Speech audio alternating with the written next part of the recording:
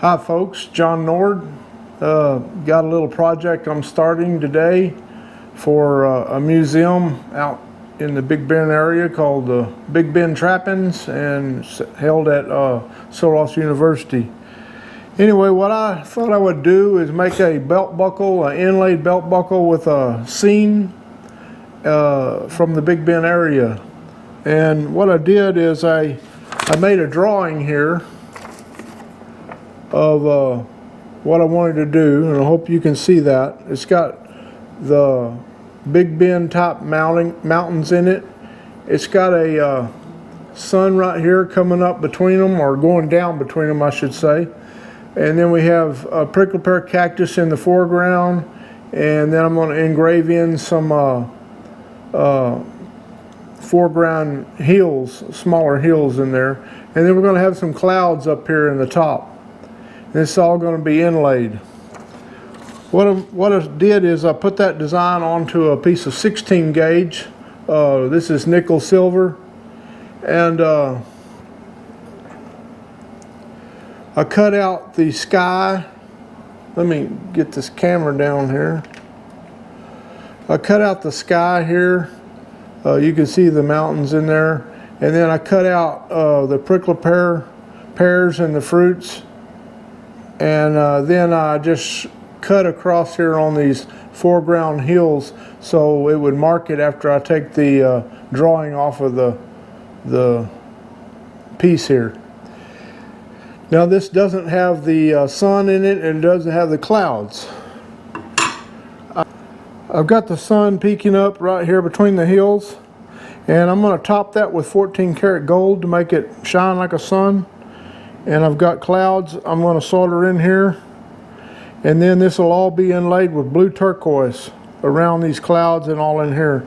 Then come down here with green turquoise, inlay these pears, and use coral for the fruits on top of them. And then I'm going to put a big sterling silver rope around this. Try to get a really big one put in there. And we'll see how this turns out. I'll come in here and engrave all the lines for the mountains and the foregrounds and stuff. And so follow along, and we'll see what we can get done here. Thanks. Something I didn't say on the video a while ago, the first part of the video, was I'm soldering this top 16 gauge down to another piece of 16 gauge. That's going to get us a fairly thick belt buckle, a real strong belt buckle, around an 1/8 inch thick. So that's my next step, is to get this drawing off of here and then get this soldered down with some silver solder to the bottom plate, and then I'll cut out around the buckle, and then we'll have our pockets for the inlay. Okay. Like I said, I was going to solder the top piece onto the bottom piece, and I didn't show the soldering process because I have several videos on my channel showing how to do that. It takes some time, and I'm trying to keep the videos as short as I can. Anyway, I've got it soldered on, and what you do basically, it's still it's been cleaned, but it's got flux residue on it. When I sandblast it and everything and polish it up, that'll all disappear. But what you do is just start feeding solder after you get it up to temperature until you see the soldering coming out all the edges all the way around. And you can see I sanded it here, and it looks like one solid piece of silver. So anyway, we've got that done. I've been thinking about the ropes. I wanted a really big rope, but I just don't think it's going to work, because I realized that when I inlay this up here and down here, I'm going to have to sand across here to keep that inlay flat. If I have a big rope on there, like say a big old rope sticking up like that, I would be hitting the top of it. So my rope doesn't need to be any wider than the thickness of the buckle. So I've chose to twist triangular sterling wire This is, it says it's a number 7. I'm not sure what gauge that is, but according to Rio, it's a 100-607 item number. And here's a piece I twisted to see how it would be. And that's going to be just about the right thickness of my buckle. So when I go to sand off the inlay, it won't be interfering on the rope. So I think that's going to look nice. And it's kind of a different look with that triangular sterling twisted. So we're going to twist some of that up, and then we're going to get the rope put on this dude. Stay tuned. Okay, we have the rope twisted, you can see here, and then I nailed it so I could bend it easily. And what I will do is I will flip this upside down, put a clamp here to hold it in place, and then I'll start fitting this rope around here and soldering it. I'll first start soldering it right here to hold that on there, and then I'll start pressing it up against here and soldering it along the way until I get it all soldered completely. If you want the whole process of this soldering job here, look on my channel. I have several videos on putting ropes on buckles. Okay, I'm just been working this rope around this buckle, adding solder as I go.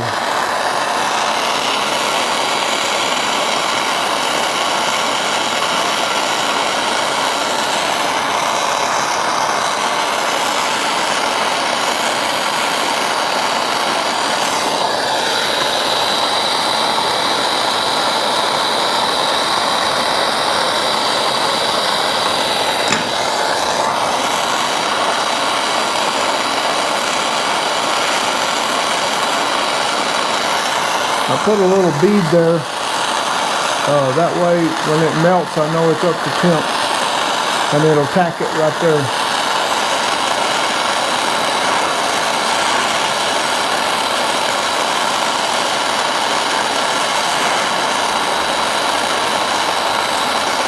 There we go.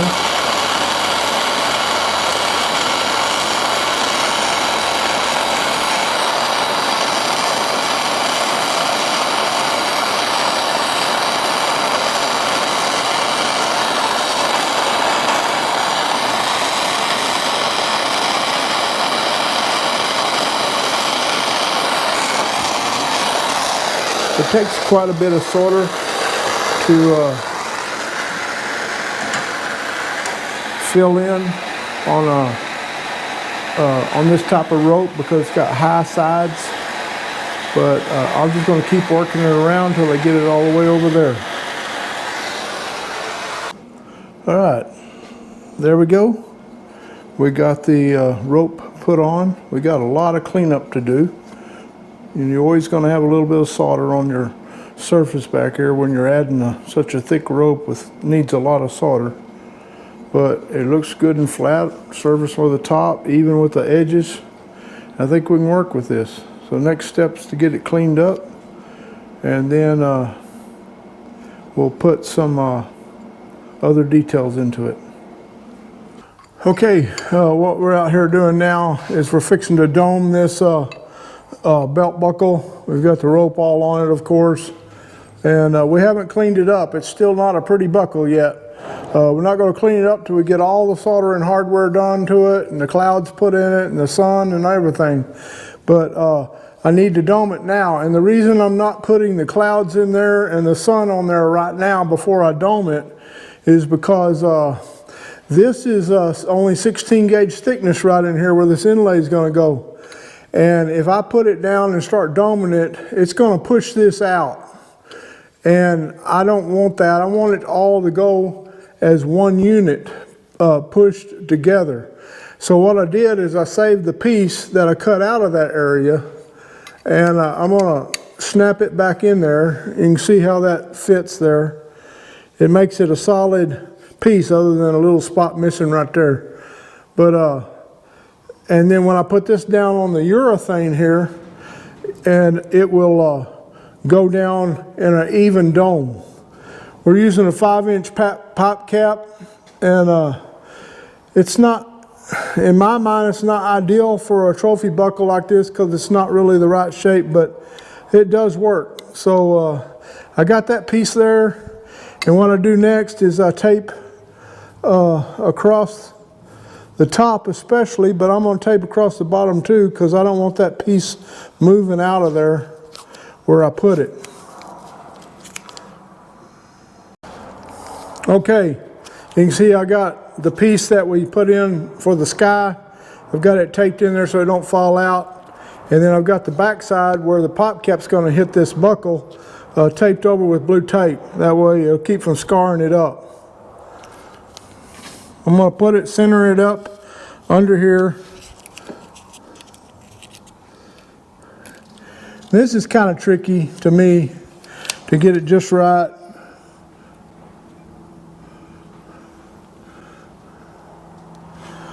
I think that's about it right there. And we're going to start bringing her down. And what I'll do is I'll just keep pressing this down. It takes a little while to get that down there because it's all manual. I watch my gauge up here, and when I get it down to the right depth in the urethane, I'll let off of it, check the dome. If it's right, I'll leave it alone, take the tape off, and we're done. If it's not, I'll set it back up again and dome it some more. I'll show you when I get it done here in a minute. Okay, I got it domed. And I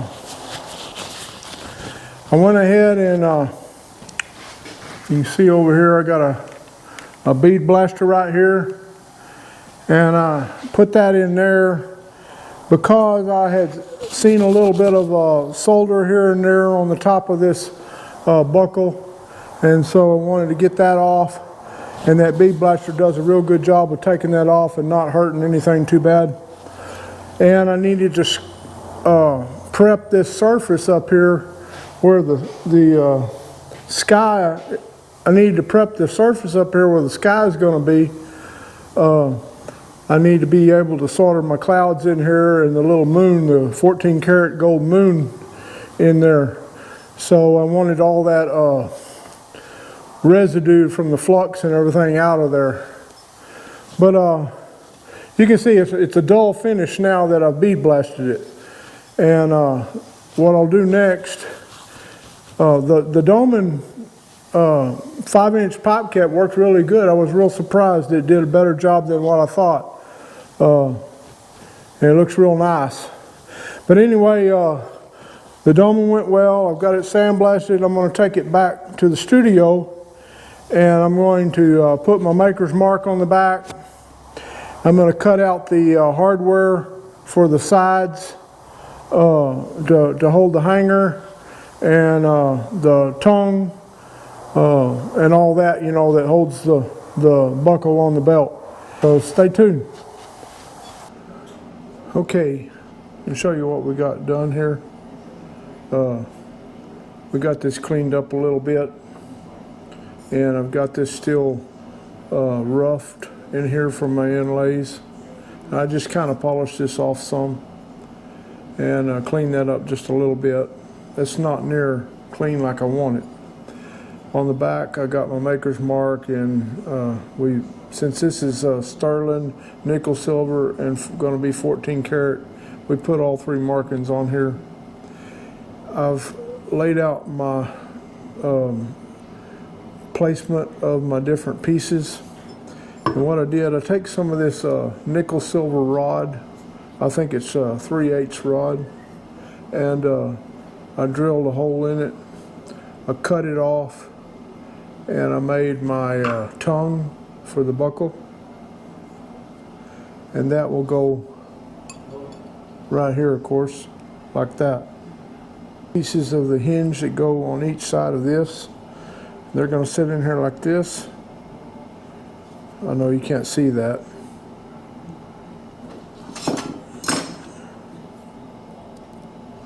They'll be sitting like this here and here. And then I will bend this to to come around and fit through there. And I'll show you that when I get that done. This little piece here is just so you can center the belt up on it. When it gets bent, this will hold the center of the belt so it don't slide around. Okay, like I told you before, we have our pieces for our buckle hanger all made, and we've got to get all this soldered on there. I was showing you this on the clip right before this. This piece was straight, and what I did is I bent this, and these little pieces here, and I know most of y'all know this, but these little pieces will go on here like that, and then we'll have the hanger on our trophy buckle. Now, the way I bent this is like you saw, this was straight, and I had this pretty much soldered in the center of that straight piece of 1/8 inch nickel silver rod. That's what this is. I have showed on my channel how to make one of these, and there's some other people on YouTube that shows this, but this is my little bender, and I put the rod in here on my marks where I want this bent, and I just simply bend it. And after using this, I came up with this.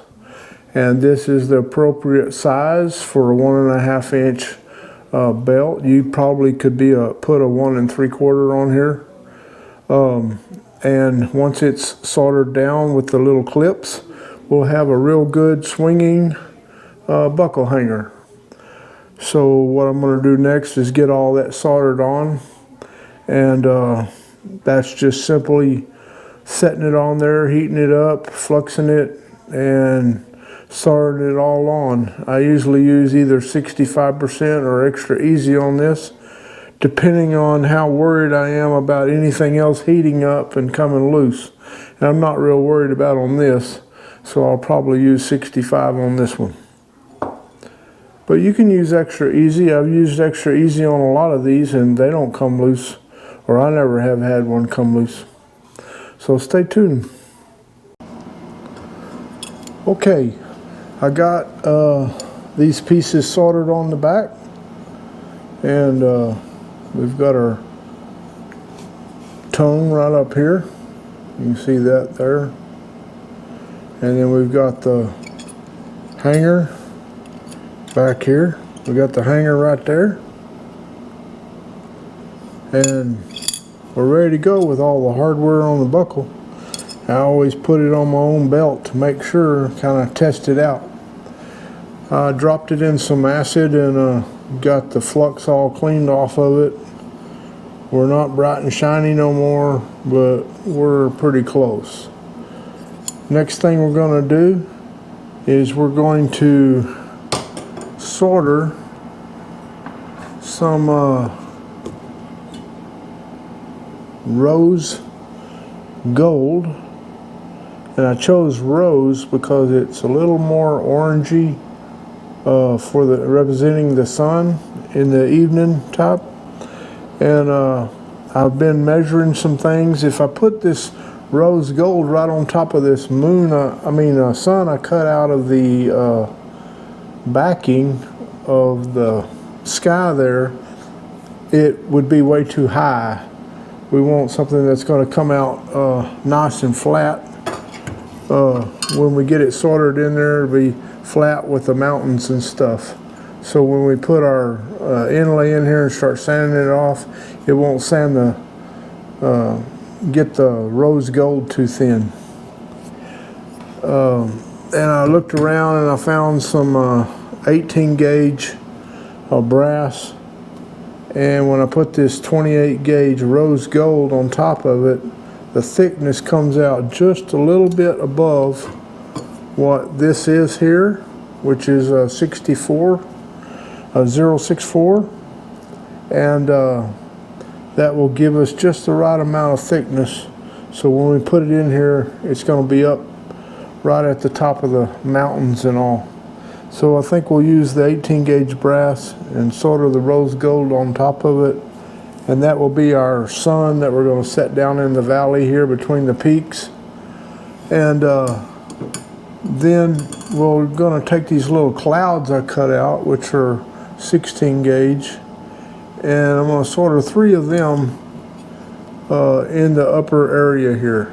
Now we're going to solder all this in with just soft solder, and the reason is I don't need to hard solder those in and jeopardize any of my other soldering on here from the heat, because when I put this inlay in here with the glue and the epoxy, it's gonna definitely make sure those pieces never come out, and they're not really going to come out anyway. The soft solder I'm talking about is about 400 degree, 450, and it's not going to come loose, especially with the inlay in there and all that. So make it easy on myself, and I'm just going to soft solder them in. That way, if I don't like a placement of one of them, I can heat it up a little bit and move it. Hard soldering is a lot less forgiving in something like that. So that's what we'll be doing next, is put a rose gold on the brass, get that cut out, and then we'll be soldering the sun and the clouds in. Once we do that, we're going to give it a good cleaning and prepare to start inlaying the turquoise on here. Once we get the turquoise all inlaid and sanded and this thing polished up real nice, we're going to come back in here and we're going to start engraving some of this to make it look like a realistic landscape, or to the best that I can. Okay, we got the 18 gauge brass and the rose gold mated together with some hard solder. There it is right there. I know these are tiny and you can't see them, but it's about the right thickness I needed to get my sun in there. You can see it right here. And it's going to be right about the right level. Then what we did is we took it over here and we put some soft solder on the back. We tinned it basically. And I also tinned the 3 little clouds. And so I'm fixing to set these all in here and solder them in. And then we're going to do a little bit of cleanup on the buckle, and we'll be ready to put some turquoise in it. Okay, we got these soldered in. We got the sun right here in rose gold, and then we have the clouds soldered in here. We cleaned it up some. The next step with this buckle is to get all the inlay put in, which we're going to do blue crushed turquoise up in here for the sky, and we're going to do green turquoise here and red coral for the fruits, and then we're going to engrave the whole thing. So stay tuned and I'll show you how I do the inlay. Okay, I've started inlaying this, and what I did, I keep my scraps from when I'm cutting and cutting turquoise stones. So I've got a bunch of this stuff laying around, and then I break it up into little chunks, kind of like that, and that gives me a bigger inlay look versus little crushed pieces like this. This is okay for small jewelry, but on a big old buckle like this, I want some pretty big stones in there. So I crush them up, or I break them up like that, and I start laying them in here like a jigsaw puzzle. Once I get them laid in there, I use Star Bond super thin, and I just drop some in there, and that sets the stones. If you try to put the 330 epoxy in here with all these loose stones, it's just going to move them around. This stuff doesn't move them around, and it will set them. And once it sets them, And after that dries, you can put some more of this in there. Some people just use this stuff or a heavy thin. Anyway, I like to use the epoxy too, though. I think the 330 epoxy just works better for me. But anyway, I put the super thin in, let it dry good. Then I will start putting the epoxy in. That way my stones are set and they don't move. And we'll do the same down here on the cactus and everything. But anyway, I got this side set and this side's not set. And I just take this off and I just drop a little in.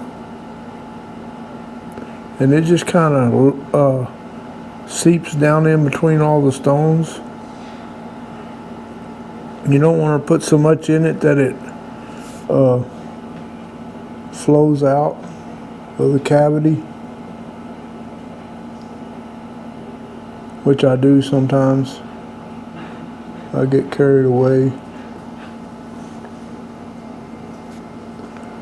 Kind of like that. You keep this stuff in the refrigerator. I've had this for almost 2 years. It will last if you keep it in the refrigerator. Alright, we got all that in, and that sets up pretty quick, but we won't do any more on it right now. We won't move it around. There you go.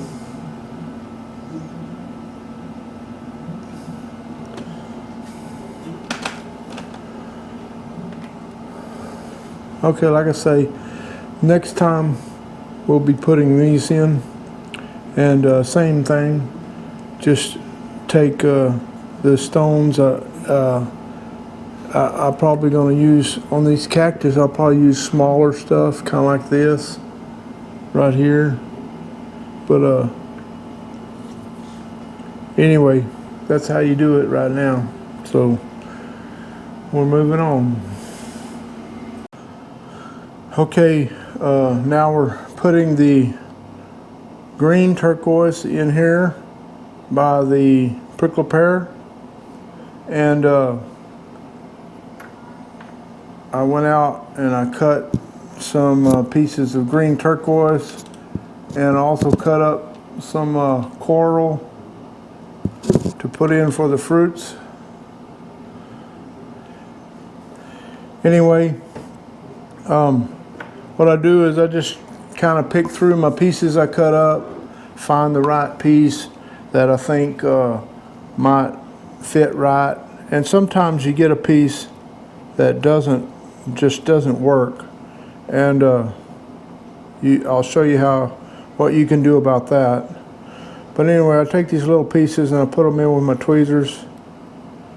And like this one here is not quite right, I don't think. It's a little bit long. So what I would do is I take my orbital with some 180 grit on it. I just buzz off a little bit of the stone.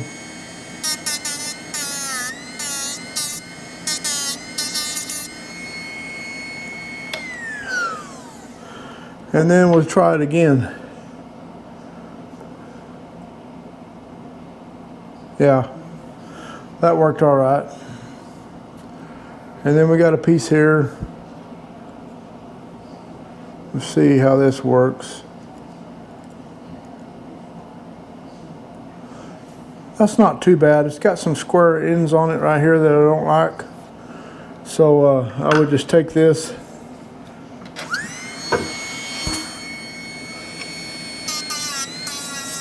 Buzz off those little square corners.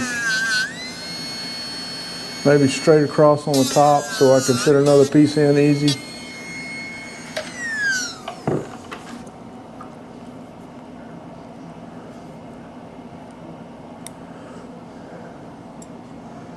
Then try it. And that looks pretty good. So what we do is we just continue on. I've got all my little corals in the fruits here, you can see. And we'll just continue on filling these in. Then we get the super thin again that I showed you on this up here. We'll start touching it in here to set all these stones. We're going to let it dry probably 12 hours just to make sure everything's set good. It dries in 30 minutes, but I like to leave it setting a while. Okay, let's show you what I've done here. We've got, like you saw, the cactus laid in here, and the glue, the super thin glue put in here to set all these stones. And I told you I was going to knock some of these down a little bit, or put the epoxy in and knock it down then. Some of these were sticking up really high, so I went ahead, I took it first out on my rock polisher, and I hit the big high stones on the rock polisher using water to cool them with. And I got it down right above the buckle. You got to be real careful with the rope to not knock off the rope. And then I brought it back here, and I started using my orbital here with a 180, and I started taking them down further. I was jumping around in different spots to keep it from getting hot. I don't want the stones getting hot and turning colors or anything like that. So I knocked that all down. Then I started dressing it up with some, I think this is 220, and started just going over this like that and knocking off the sand and scratches from the orbital, because it's pretty aggressive. Then I'm going with 400, knock it down. Then I take Dawn detergent and a toothbrush and I clean it up really good. Then I air blow it to get all the water out of it. And like I said before, I was going to put the super thin in here to set the stones, and then go with 330 epoxy. I've had real good luck with it. But after looking at this, the gaps and everything are pretty small, and I'm afraid that the epoxy is not going to get down in those gaps well enough. So I'm just going to go strictly with the super thin. I'm going to fill this up more, and I'm going to get it up to the top, let it dry real good, and then I will sand it back down again, wash it again, blow it off again, and make sure everything's dry. Look at it. Nearly always have some low spots where I'll need to put a little more glue, and I'll just keep repeating the process until I get this glass finish with everything smooth across here. And once I get that done, then I'll start drawing my engraving in here and get it engraved. So that's how the progression of the inlay will go in this case. Now with you, you may want to use an orbital. You may want to sand this by hand, all totally by hand, and progress up to finer grits. Or you may want to put it on your rock polisher also if you have one, and do some there. If it didn't have the rope on it, I would polish this whole thing real good on my rock polisher and go with different grits until I get it a glass finish, even with the glue in it. But with the rope on it sticking up, I can't really do that. It makes it a little more difficult. So what I'm going to do, like I say, is fill this on in, and then I'm going to keep sanding it probably by hand until I get it to where I want it. Fill, sand until it's all smooth. And then I will progress with the sanding grits on up to 1500 until I get this just a mirror finish. And then I will start engraving it. Okay, I'm going to show you what I've done here. As I said, we were filling in the gaps on the inlay, and we get this camera straightened up here. Putting in some various spots that were voids and sanding it along the way. One thing that helped me when I was putting the glue in here is to put this blue masking tape over my rope all the way around. That way the glue didn't run into the rope and cause a real problem trying to get the glue out. And that helped me. So I've got my glue all in there. I've got it cured. I don't see any pits or holes in it no more. I've had to fill it about 3 times, and I've got my tape off of it, and I've started sanding it.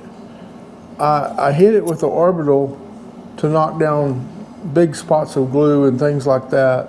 Usually use a 180 or a 400, 320, something like that. And then I start hand sanding it.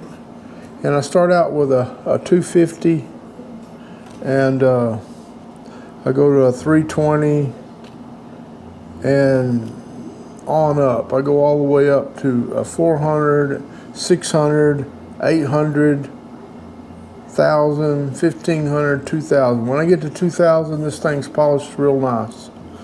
So that's what I'm in the process of doing right now. This is about a 320 finish, fixing to do the 400 and on up. And once I get all this done, then I'm going to start engraving it. And I did a practice plate here in copper of just some mountains kind of like this. And I don't know if you can see that, but it makes me feel like that I know what I want and how I'm going to do it, so I'm not too worried about it now. You don't want to go to all this trouble and then mess it up on your engraving. So I kind of like this model I did, and it's probably the way I'm going to go. So anyway, my next process is to get this finished polishing up, and then I'll be engraving it. And what I'm going to do on the engraving is I'm going to come around here and I'm going to outline some of these things with a square graver. Probably go right along these hills here, just kind of cut a little line in there so it makes them more prominent. And then I'm going to take a stipple graver. I've got a carbide over there, and I'm going to start doing shadowing these clouds. I'm going to start shadowing in the lines on the mountains like this here.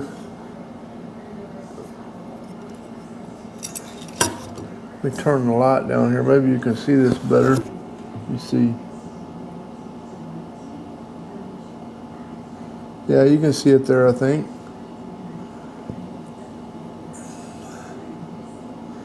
I'm going to shadow these mountains.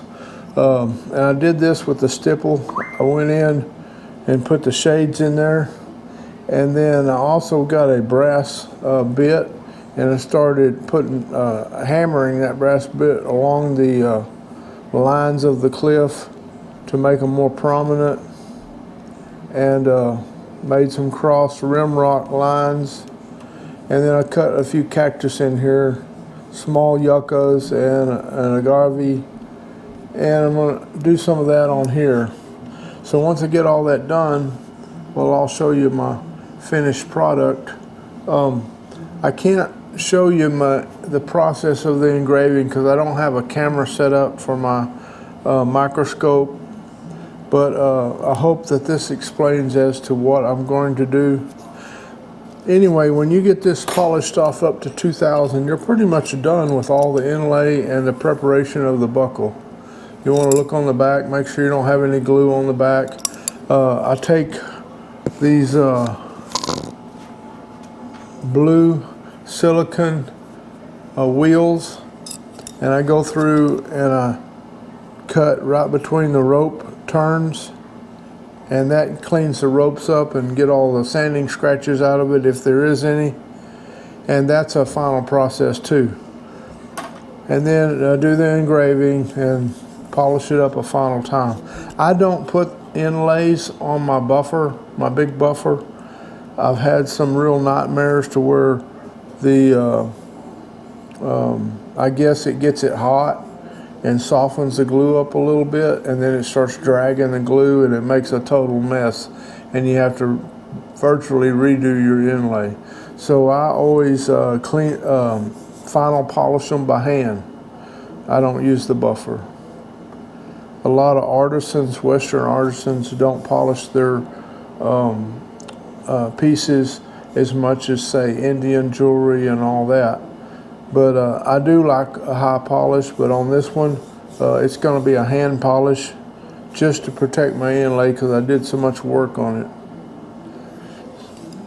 Thank y'all for watching, and I'll show you my finished product when I get it done. Hey, be sure you like and subscribe to my channel. I'd appreciate it. And I try to do these videos as much as I can, just to teach you things that you might not have ever tried before. See y'all later.